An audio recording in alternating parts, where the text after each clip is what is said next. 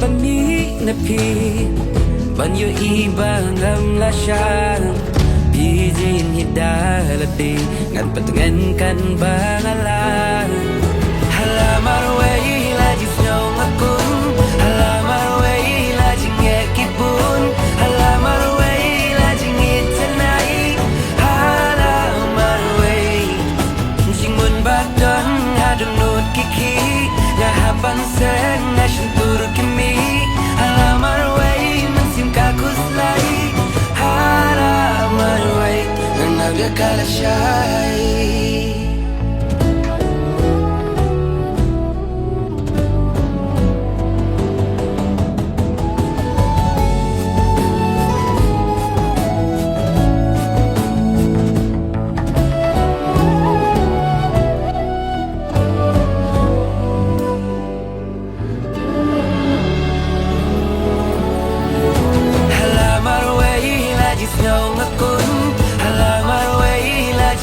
Kipun halamar way la jingit tanai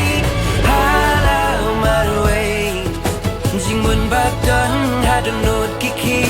ngahapan sen nashentur kimi halamar way mensim kakus lai halamar way nabya kala shai